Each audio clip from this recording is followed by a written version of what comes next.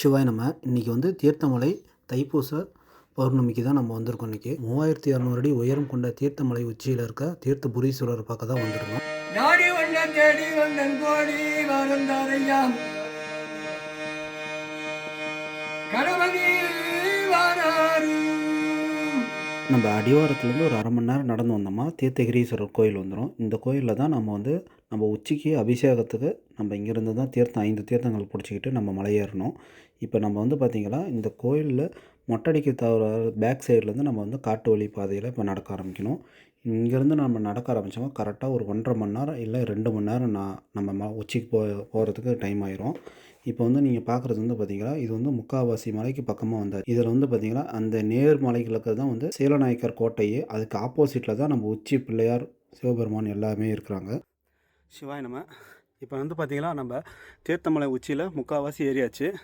இப்போ பார்த்திங்கன்னா நம்ம கன்னிமார் சாமி அந்த குகைக்கு வந்துருக்கிறோம். இப்போ நம்ம தீர்த்தமலைக்கு புதுசாக 2 பேர் வந்திருக்காங்க, அவங்கள பாருங்களேன். ஜி இதான் நீங்கள் ஃபஸ்ட் டைமா? ஆமாம், இப்போ தான் நாங்கள் தீர்த்தமலை உச்சிக்கு முதல் தடவை வரோம். இப்போ கன்னிமார் சாமியை பார்த்துட்டு வந்துடும். நல்லா தெரியுது. நல்லா தெரியுதுங்க. இவங்க பார்த்திங்கன்னா 2 பேருமே புதுசாக வந்திருக்காங்க நம்ம தீர்த்தமலைக்கு. தனி அமாவாசைக்கு பௌர்ணமிக்கு வந்திருக்காங்க, அபிஷேகத்துக்கு வந்திருக்காங்க. இன்னும் வாங்க மேலே உச்சிக்கு போயிட்டு சாமி பார்க்கலாம்.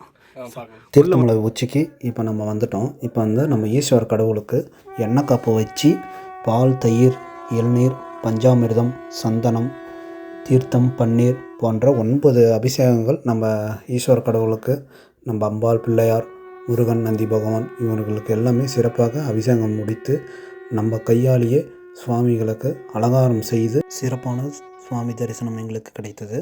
மறக்காமல் நமது தீர்த்தமலை 3200 ஃபீட் சேனலை ஃபாலோ செய்யுங்கள். ஓம் நம சிவாய.